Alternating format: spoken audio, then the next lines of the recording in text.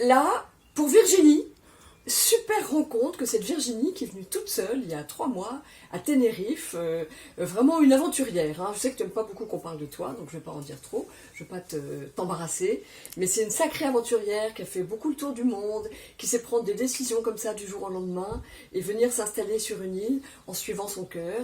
Et vous savez que j'aime beaucoup les gens qui suivent leur cœur, je ne la connais pas depuis longtemps, mais je suis déjà très heureuse d'être avec toi Virginie. Et là, Virginie travaille pour un magazine, pour Le Mag, qui est destiné aux Français à Tenerife, surtout aux touristes, mais aussi aux gens qui ne sont pas forcément touristes, enfin je sais pas, mais en tout cas un magazine pour les Français à Tenerife. Donc on a décidé qu'on ferait une recette pour les gens qui habitent à Tenerife. Et donc ceux qui ont la chance d'avoir des fraises en hiver, dans cette île qui est un printemps perpétuel.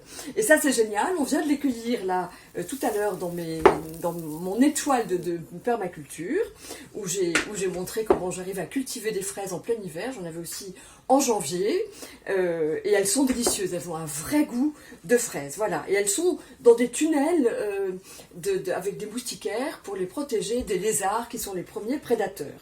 Donc voilà. Il y a une compétition entre eux et moi pour les fraises. On aime les fraises. Je vais les mâchurer un petit peu parce que j'ai envie qu'elles se donnent un petit peu. J'aurais pu les mettre dans un petit robot même pour les écraser. Un petit robot avec une lame en S pour les écraser. Parce qu'en fait, dans la cuisine crue, ma cuisine végétale et crue, elle procède d'aucune cuisson. Elle est complètement végane.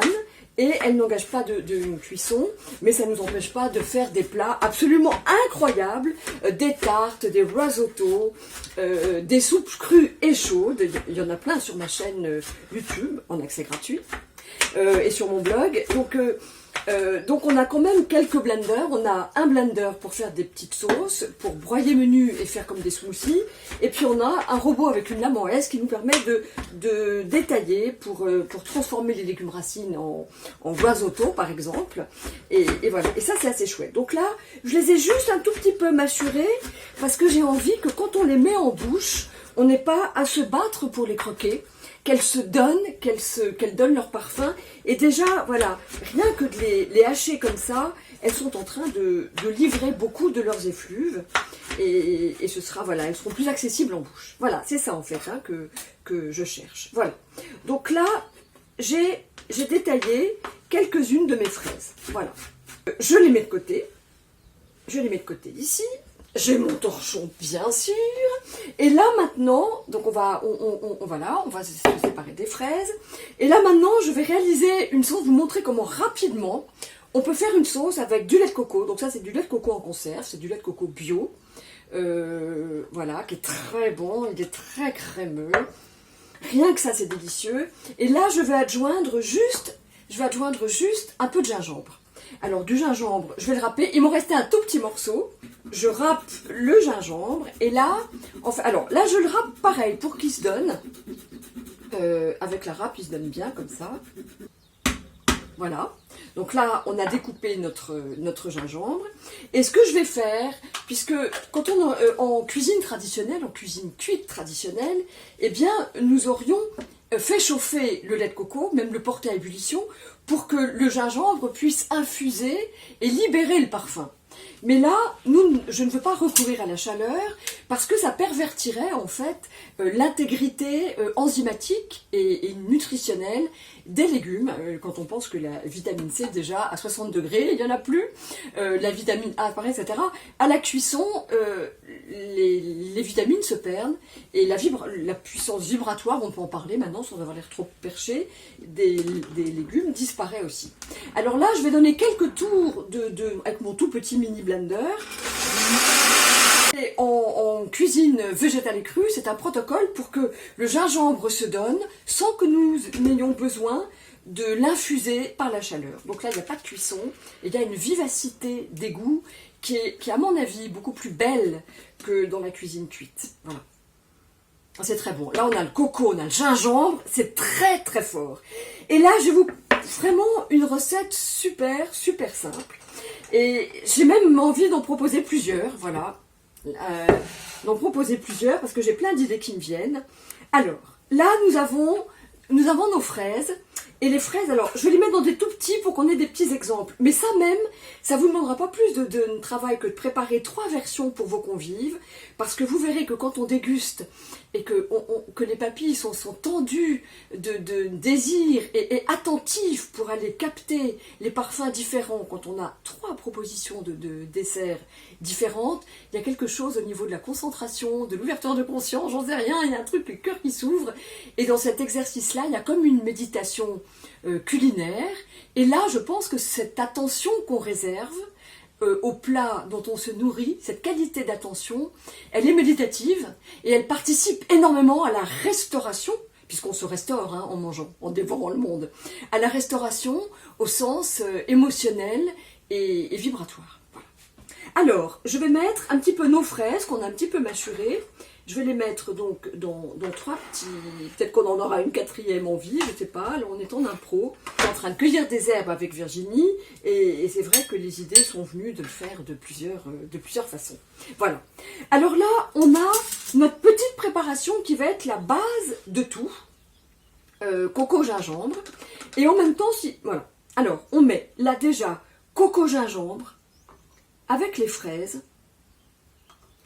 Et là, c'est grand. Là, c'est grand. Alors, si vous avez de la chance d'avoir des feuilles de coriandre qui sont montées en graines, enfin qui sont montées en fleurs, sinon vous avez juste les feuilles, mais les fleurs avec les feuilles, c'est assez magnifique. Alors là, comme elles sont toutes petites, il suffit juste que je les effeuille. Voilà, elles se donneront. Voilà, on les met comme ça, il n'y en aura pas sur toutes les bouchées, parfois on croquera la coriandre, la coriandre qui a des arômes très proches de l'orange et qui est vraiment délicieuse.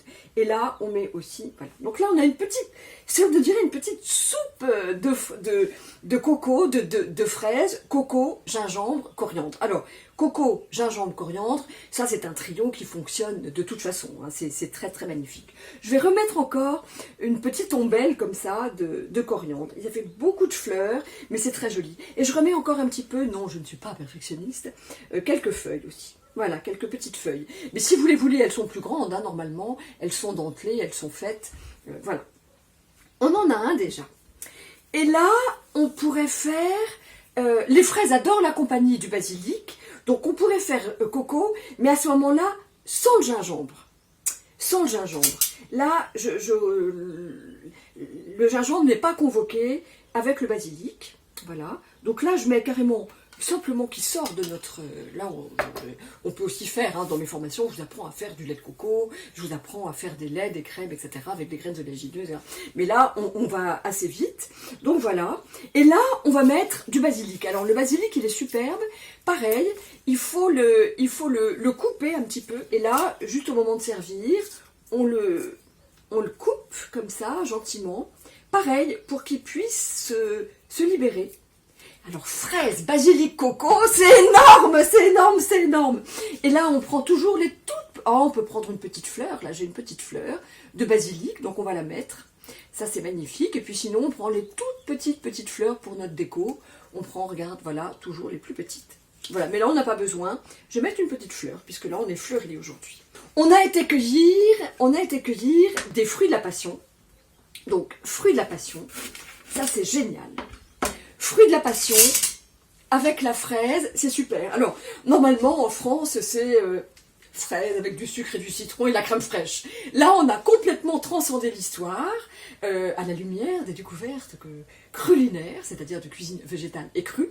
Donc, des découvertes culinaires qui engagent des protocoles différents, des associations différentes et qui ouvrent aussi des possibles différents en termes de culinarité, puisque on a comme une nourriture en 3D. C'est pas aplati par la cuisson.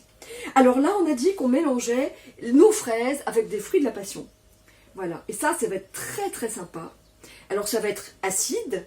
Donc là, bien sûr qu'on va remettre, je ne mettrai pas le gingembre non plus, hein, puisque tout le monde n'aime pas le gingembre, là on a des variations. Je remettrai un petit peu de notre lait de coco tout seul, comme ceci.